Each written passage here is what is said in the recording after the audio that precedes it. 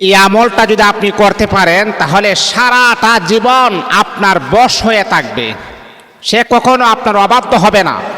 যেই মানুষটা আপনাকে ঘৃণা করে, আপনাকে ভালোবাসে না, আপনাকে মনে করেন অবহেলা করে, দিনের পর দিন আপনাকে অবহেলার দৃষ্টিতে দেখে। অনেক সময় আছে কি জানেন, স্বামী তার স্ত্রীকে ভালোবাসে না, স্ত্রী তার স্বামীকে ভালোবাসে না। মানে প্রাথমিক অবস্থায় স্বামী স্ত্রীর মাঝে এতটাই মিল, মোহাব্বত, ভালোবাসা ছিল। এখন যত দিন গনিয়ে আসতেছে তত বেশি তাদের মাঝে এইরকম ছোটোখাটো বিষয় নিয়ে ঝগড়া সৃষ্টি হয়। অনেক ফ্যামিলির ভিতর আপনি দেখবেন যেই বিষয় নিয়ে ঝগড়া করার কথা কখনোই ছিল না, সেই বিষয় নিয়ে ঝগড়াটা এতটাই বেশি হয়, এতটাই জঘন্যতম হয়, শেষ পর্যন্ত তাদের ডিভোর্স পর্যন্ত হয়ে যায়। আপনি জানেন মা বাবা, আপনি জানেন, আপনি যদি আপনার স্ত্রীকে ছেড়ে দেন, আপনি ভাবতেছেন যে আপনি অন্য একটা নারীকে বিবাহ করবেন, আবার সংসার করবেন, আবার ঘর সংসার হবে। দেখেন, একটা কথা মনে রাখবেন, প্রথম স্ত্রীকে ছেড়ে দেওয়ার পরে দ্বিতীয় স্ত্রী আপনার জন্য অনেক স্মার্ট হতে পারে, অনেক সুন্দর হতে পারে, কিন্তু মনে রাখতে হবে আপনি সুন্দর স্ত্রী পাবেন, স্মার্ট স্ত্রী পাবেন, কিন্তু মনের ভিতরে কখনো সুখ আপনি পাবেন না। মা, আমি আপনাকে বলছি শুনেন, যেই কারণে আপনি আপনার স্বামীকে ঘৃণা করতেছেন, আপনি ভাবতেছেন আপনি অনেক স্মার্ট, আপনি অনেক সুন্দর, আপনি এর চাইতো ভালো স্বামী আপনার জন্য অপেক্ষা করে। কিন্তু হ্যাঁ, আপনার কথাও বাস্তব, আপনি এর চাইতো ভালো স্বামী আপনি পাবেন, কিন্তু মনের যে একটা সুখ, মনের যে একটা আনন্দ, যেই মানুষটাকে আপনি বিনা দোষে তাকে আপনি টকাচ্ছেন, বিনা দোষে তাকে আপনি দোষারোপ করতেছেন, ওই মানুষটার মনে কষ্ট দিয়ে আপনি সুখ তালাশ করতেছেন, আল্লাহর কসমকে আমি বলি কখনো আপনি পরিপূর্ণ সুখ আপনি কখনো পাবেন না। মানুষকে টগিয়ে, মানুষকে ধোঁকা দিয়ে, মানুষকে বোকা বানিয়ে আপনি জিতে যাবেন না, আপনি জিতে না, আপনি নিজেই হেরে গেছেন। এই জন্যে সংসারের ভিতরে যদি ছোটোখাটো বিষয় নিয়ে যদি ঝগড়া হয়, একজন আরেকজনকে একটু স্যাক্রিফাইস করবেন। আপনার ভুল হয়েছে, সে তো আপনার স্ত্রী, সে ভুল করতেই পারে, তাকে আপনি সংশোধন করে দিবেন। আপনার স্বামী অন্যায় করেছে, সে তো আপনার স্বামী, তাকে আপনি ভুলটা ধরিয়ে দিবেন। হ্যাঁ, আপনি এই ছোটোখাটো বিষয় নিয়ে এতটা ঝগড়া বাড়াবাড়ি করেন না, এটার নাম কিন্তু মীমাংসা নয়। ঝগড়া করে কখনো মীমাংসায় আসা যায় না। আর আপনি যদি ভুলটা ধরিয়ে দেন আদবের সাথে, ইখলাসের সাথে, মোহাব্বতের সাথে, তাহলে দেখবেন এই সংসারের ভিতরে যত বড় বেজাল হোক না কেন, কিন্তু ভালোবাসা কখনো কমবে না। আল্লাহ পাক রব্বুল আলামিনের হাবিব বিশ্বনবী মুহাম্মদ সাল্লাল্লাহু আলাইহি ওয়াসাল্লামের সংসারও কিন্তু ঝগড়া ছিল বাবা। আম্মা আয়েশা সিদ্দিকা রাদিয়াল্লাহু তাআলা আনহা বলেন, পৃথিবীর মানুষরা, হা, আমি মুহাম্মদের স্ত্রী, আমি মুহাম্মদের সবচাইতে ছোট স্ত্রী, কুমারী স্ত্রী, কিন্তু আমার সাথেও মুহাম্মদের ঝগড়া হয়েছে, তারপরও কিন্তু আমার আপনার মতো ঝগড়া নয়। আল্লাহর হাবিব যখন রাগ করতেন, অভিমান করতেন, নবীজি বুঝতে পারতেন আয়েশা কোন সময় রাগ করেছেন, কোন সময় অভিমান করেছেন। আল্লাহর হাবিব বুঝতে পেরে আয়েশার মনে জায়গা করে নিয়েছেন। আপনি কেমন স্বামী যে আপনার স্ত্রীর রাগ করে, অভিমান করে আপনি বুঝতেই পারেন না।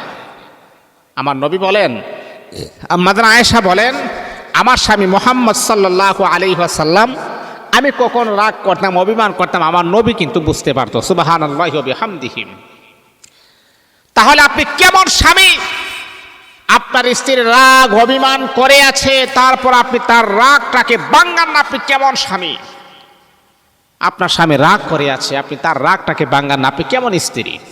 এই জন্যে একজন অপরজনের প্রতি একটু দয়া, মায়া, মোহাব্বত, ভালোবাসা দেখাতে হবে। আবার অনেক সময় আছে কি জানেন, স্ত্রীর কোনো দোষ নাই অথবা স্বামীরও কোনো দোষ নাই, কিন্তু তাদের মাঝে একটা ভেজাল, তারা একে অপরের সাথে সংসার করবে না। মানে সিদ্ধান্তটা এমন নিয়েছে, তোমাকে আমি ডিভোর্স দিয়ে দিব, স্বামী বলতেছে তোমাকে আমি তালাক দিয়ে দিব, কিন্তু এই নারীটা চাচ্ছে আমার সারাটা জীবন আমি আমার এই পুরুষটার কাছে আমি কাটিয়ে দিব, আমি অন্য কোনো পুরুষকে আমি আমার লজ্জাস্থান দেখাবো না। কিন্তু আপনার স্বামী চাইতেছে যে আপনাকে রাখবে না, তাহলে আপনি কি করবেন?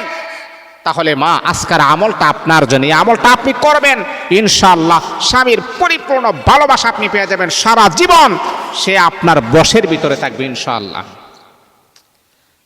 এই আল্লাহ তাআলার বান্দা বান্দি শোনো, অনেক সময় আছে অনেক পুরুষ আমাকে বলে, হুজুর আমি আমার স্ত্রীকে অত্যন্ত মহাব্বত করি, আমি আমার স্ত্রীকে অত্যন্ত ভালোবাসি, কিন্তু হুজুর আপনি জানেননি আমার স্ত্রী যখন বাবার বাড়িতে চলে গেছে, বাবার বাড়িতে যাওয়ার পরে আমাকে ফোনের মাধ্যমে বলতেছে তোমার সংসার আমি আর করব না, তোমাকে আমি ডিভোর্স দিয়ে দিব।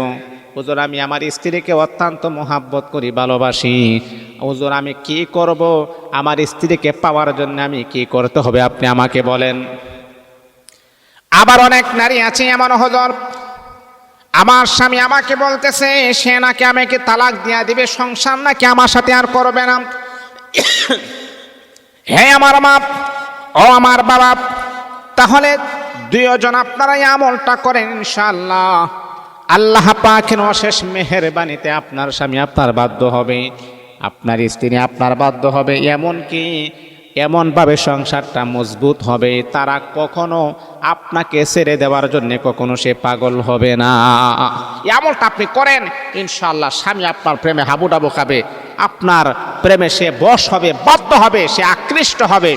আগে যেই পরিমাণ আপনাকে মোহাব্বত করত, যেই পরিমাণ আগে আপনাকে ভালোবাসতো, সেই পরিমাণ ভালোবাসাটা আপনি পেয়ে যাবেন ইনশাআল্লাহ। তাহলে কি করবেন আমি আপনাকে বলে শুনেন। প্রথমে আপনি এই আমলটা আপনি করবেন এশারের নামাজের পরে, এশারের নামাজের পরে অথবা রাত্র 3টার সময় আমলটা আপনি করবেন। 2টার সময় আপনি করতে পারেন এশারের নামাজের পরে, অথবা রাত্রে 3টার সময় আমলটা করবেন।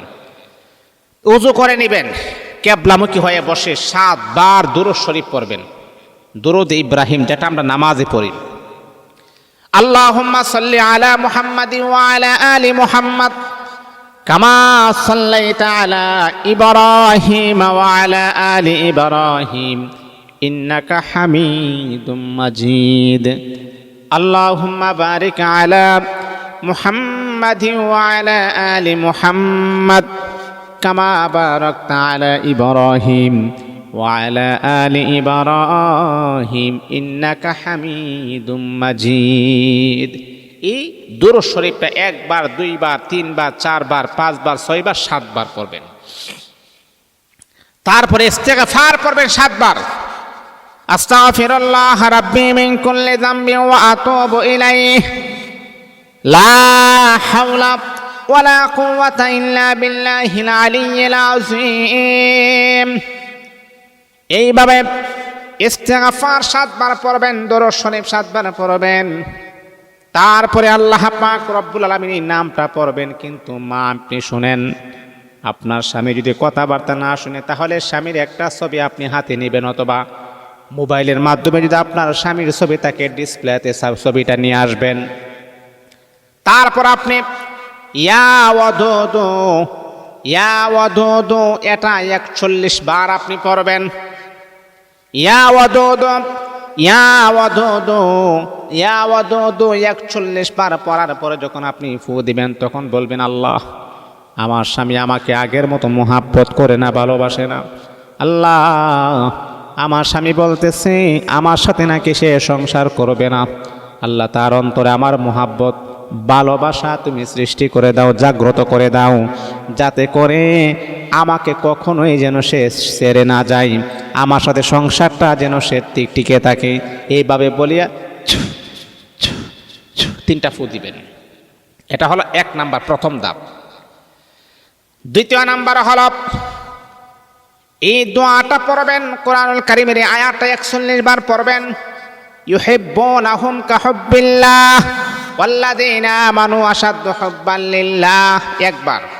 ইউহিব্বুনাহুম কাহুব্বিল্লাহ ওয়াল্লাযীনা আমানু আশাদ্দু হুব্বান লিল্লাহ। 2 বার। ইউহিব্বুনাহুম কাহুব্বিল্লাহ ওয়াল্লাযীনা আমানু আশাদ্দু হুব্বান লিল্লাহ। 3 বার। এমন করে করে 41 বার আপনি পড়বেন। তারপর আবার ছবিটা হাতে নেবেন। যদি আপনার স্ত্রী যদি আপনাকে ভালো না বাসে তাহলে স্ত্রীর ছবি হাতে নেবেন। যদি আপনার স্বামী যদি ভালো না বাসে স্বামীর ছবিটা হাতে নেবেন, আর বলবেন, আল্লাহ আমার স্ত্রী বাবার বাড়িতে চলে যাওয়ার পরে এখন সিদ্ধান্ত নিয়েছে সে নাকি আমাকে ছেড়ে দিব, ডিভোর্স দিয়া দিবে। আল্লাহ আমি আমার স্ত্রীকে অত্যন্ত ভালোবাসি, মোহাব্বত করি। আল্লাহ আমার স্ত্রীকে আমার প্রতি দাবিত করে দাও, বশ করে দাও, বাধ্য করে দাও। 3টা ফু দিবেন। এটা হলো দ্বিতীয় নাম্বার। 3 নাম্বার, সর্বশেষ 3 নাম্বার হচ্ছে আপনি যখন আমলটা যখন আপনি করবেন, মিষ্টি জাতীয় কিছু খাবেন আপনি, সমস্যা নাই, মিষ্টি জাতীয় কিছু চিবাইবেন, যদি খেজুর হয় খেজুর, মিষ্টান্ন যদি হয় তাহলে মিষ্টান্ন খাবেন। 3 নাম্বার হলো আপনি পড়বেন ওয়া আলকাইতু আলাইকা মাহাব্বাতাম মিন্নি, একবার ওয়া আলকাইতু আলাইকা মাহাব্বাতাম মিন্নি, ওয়া আলকাইতু আলাইকা মাহাব্বাতাম মিন্নি, এমন করে করে আপনি 3 বার আপনি পড়বেন। 3 বার নয়, 41 বার আপনি পড়বেন। এমন করে করে 41 বার পড়বেন। ছবি হাতে নিয়ে আবার এইরকম ভাবে বলবেন, 3টা ফু দিবেন, তারপরে সর্বশেষ হলো আপনি 7 বার আবার দরুদ শরীফ পড়বেন, 7 বার ইস্তেগফার পড়বেন, তারপরে মালিকের কাছে দোয়া করবেন। আপনার মনের কথাগুলা একান্তভাবে দুনিয়ার কোনো মানুষের কাছে নয়, আল্লাহ পাক রব্বুল আলামিনের কাছে আপনি ব্যক্ত করেন, আল্লাহ আমার স্বামী আমার কথা শুনে না, বিদেশ চলে যাওয়ার পরে আমার স্বামী নাকি অন্য কোনো নারীর প্রতি আসক্ত হয়ে গেছে, আল্লাহ আমার স্বামীকে তুমি ফিরাইয়া দাও, আমার স্বামীর অন্তরে মোহাব্বত ভালোবাসা জাগ্রত করে দাও।